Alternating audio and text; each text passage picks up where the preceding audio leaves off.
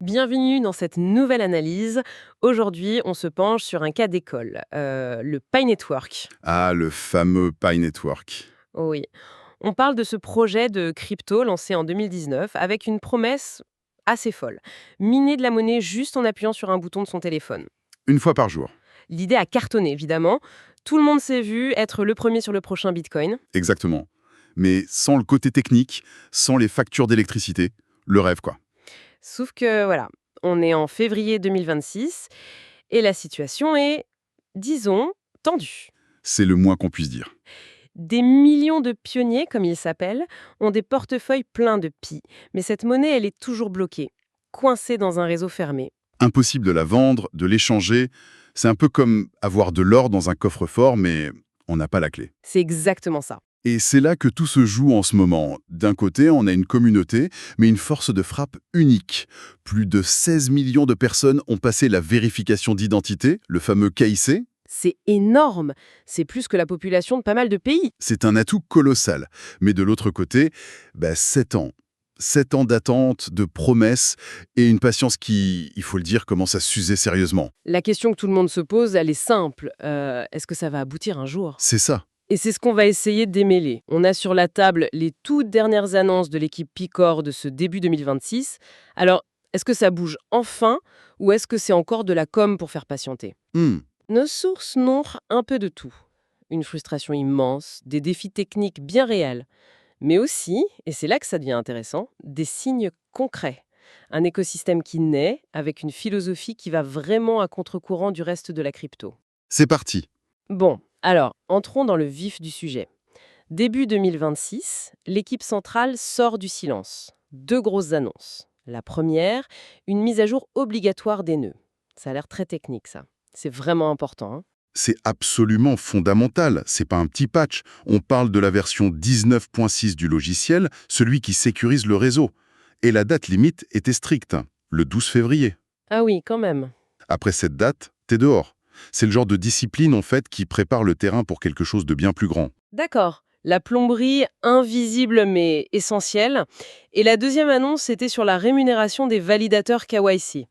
Ça a dû plus parler à la communauté, j'imagine. Ah oui, clairement. Jusqu'ici, les gens qui vérifiaient les identités des autres, ils le faisaient bénévolement. C'était un effort communautaire. Exactement. Le fait d'annoncer qu'ils vont être payés en pi, dès mars, c'est un signal très fort. Ça professionnalise le truc et ça montre que le pi commence à avoir une vraie valeur d'échange au sein même de l'écosystème. Mais au-delà du symbole, techniquement, cette mise à jour des nœuds, qu'est-ce que ça implique? Pourquoi maintenant? Ce qui est fascinant, c'est qu'elle prépare le protocole version 23. C'est le moteur de la blockchain. Et cette nouvelle version, elle est cruciale pour la sécurité, la performance et surtout la scalabilité. La capacité à gérer des millions de transactions sans que tout s'effondre? Voilà. Les sources qu'on a consultées montrent que les développeurs s'inspirent de protocoles très solides, comme celui de Stellar. On parle même de technologies de confidentialité avancées. Pour le dire simplement, on arrête de bricoler, on construit les fondations d'un gratte-ciel. C'est du code, de l'infra, c'est pas du marketing. Et j'imagine que la communauté a sauté de joie en apprenant ça. Ou peut-être pas. C'est vraiment ça. La réaction était double. Ça a coupé la communauté en deux. D'un côté, il y a les croyants, les fidèles, qui voient enfin la lumière au bout du tunnel. Pour eux, c'est la preuve que c'est presque fini, que l'ouverture du réseau arrive. C'est ça. Et de l'autre, Les sceptiques. Et j'ai l'impression qu'ils sont de plus en plus nombreux. exactement. Pour eux, c'est beaucoup trop peu et surtout, beaucoup trop tard. 7 ans dans la crypto, c'est une éternité. C'est 50 ans dans le monde réel. C'est ça.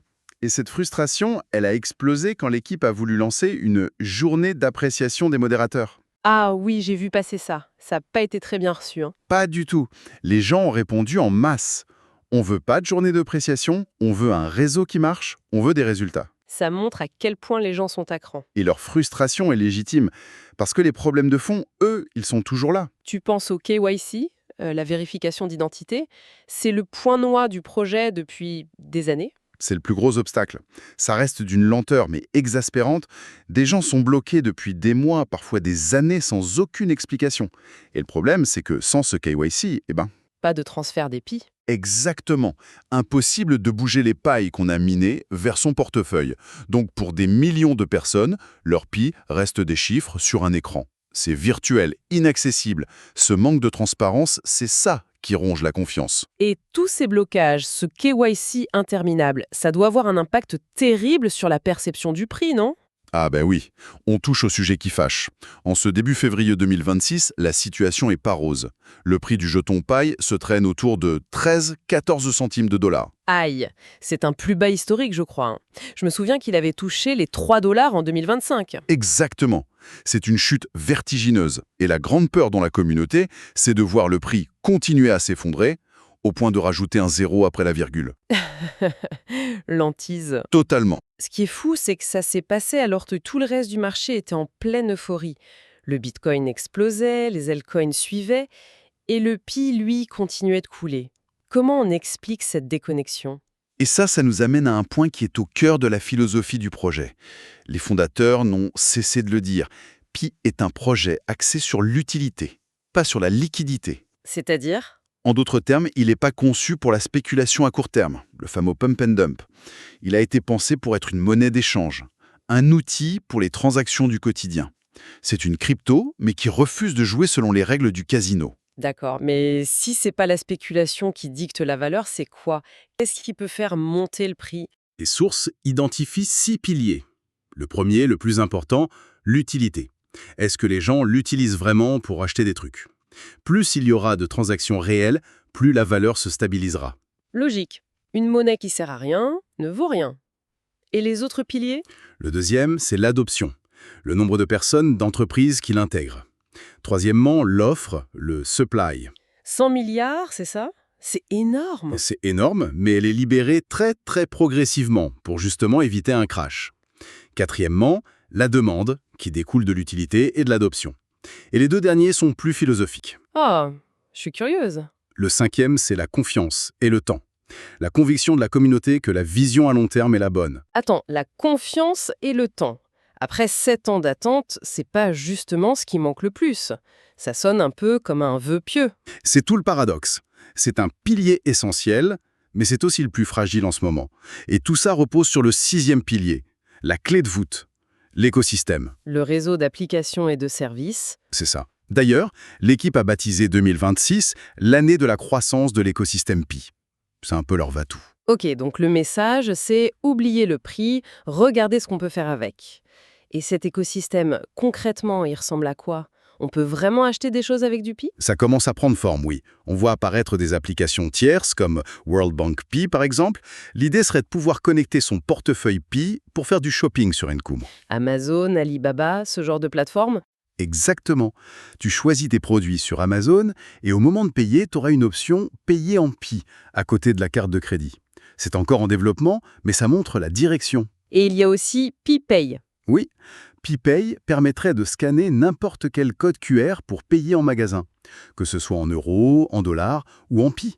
On passerait d'un actif numérique à un vrai moyen de paiement. Ça, c'est pour l'usage quotidien. Mais pour que le projet soit pris au sérieux, il lui manque un truc crucial. Être listé sur une grande plateforme d'échange. Et là-dessus, il y a eu une nouvelle assez folle. Oui, et ça, c'est potentiellement un tournant majeur. Une de nos sources rapporte une annonce qui serait apparue sur le site officiel de Kraken. Kraken, quand même, c'est pas n'importe qui. C'est une des plateformes les plus respectées, surtout pour la sécurité. Exactement. Souvent mieux noté que Binance sur ce point. Et l'annonce serait très précise. Kraken intégrerait plusieurs nouvelles blockchains et parmi elles, Celle de Pi Network. celle de Pi Network. Et ce n'est pas tout. Il mentionne l'intégration de la blockchain ETH, du jeton natif, le Pi lui-même, pour le trading. Si c'est vrai, c'est une bombe. Ça change absolument tout. Ce serait un pas de géant. Il faut bien voir la nuance. L'équipe de Pi a toujours mis en garde contre les faux listings sur des petites plateformes. Mais là, on parle de l'intégration de la blockchain native. Sur un acteur de premier plan. Ça voudrait dire que les dépôts et les retraits se feraient directement sur le réseau Pi. C'est la validation que des millions de gens attendent. Voir le nom de Pi Network sur le site de Kraken, après des années de critiques, ça inverse complètement la narrative. C'est fascinant. On a la technique, la finance, mais il y a aussi toute une dimension philosophique qui rend ce projet à part. J'ai été assez touchée par cette anecdote partagée par l'équipe, la lettre d'un jeune pionnier. Oui, celle du jeune d'Asie du Sud-Est. C'est très révélateur. Il explique son désarroi, son sentiment d'être insignifiant avec ses seulement 50 pi. Il voit des captures d'écran de baleines, ces gros portefeuilles avec des centaines de milliers de pi. Il se dit « à quoi bon ? Je devrais peut-être tout vendre pour m'acheter quelques sodas. C'est touchant et ça résume tellement bien le dilemme. Est-ce que je prends mes quelques euros de gain ou j'attends le gros lot? C'est très humain. » Tout à fait. Et la réponse des fondateurs à ça, c'est le cœur de l'ADN de Pi Network. Leur obsession, c'est d'éviter le destin du Bitcoin. C'est-à-dire, Avec le Bitcoin, aujourd'hui, moins de 2% des adresses contrôlent plus de 95% des jetons. C'est ce qu'ils appellent un féodalisme numérique. Quelques baleines peuvent faire planter le marché quand elles veulent. et comment Pi est censé empêcher ça? Par plusieurs mécanismes. Le halving, qui réduit la vitesse de minage, mais surtout la règle « une personne, un compte », appliquée très strictement grâce au KYC. L'idée est d'empêcher la concentration extrême du capital. D'avoir la distribution la plus large possible. Exactement, c'est une vision presque politique. Et il y a une logique économique derrière aussi.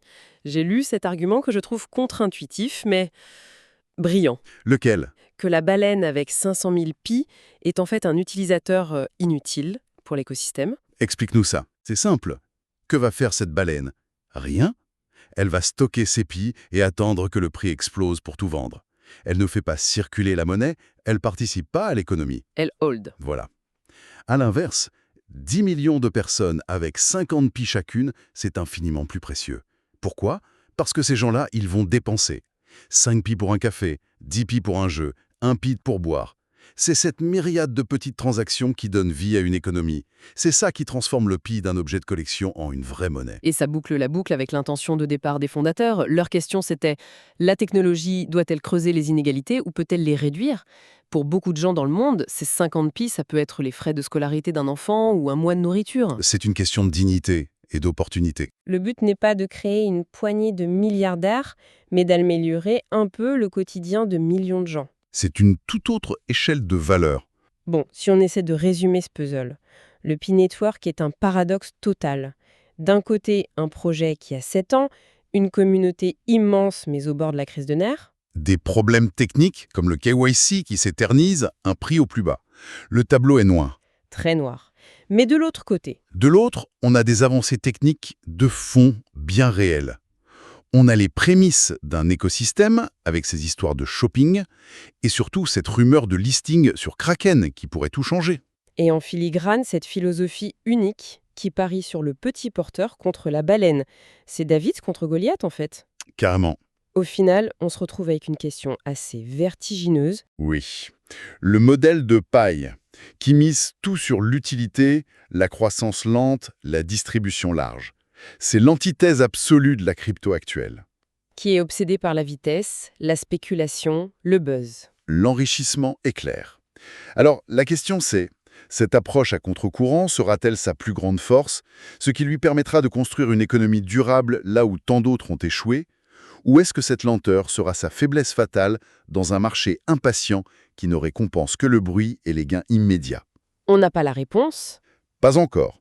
Mais une chose est sûre, l'histoire est loin, très loin d'être terminée.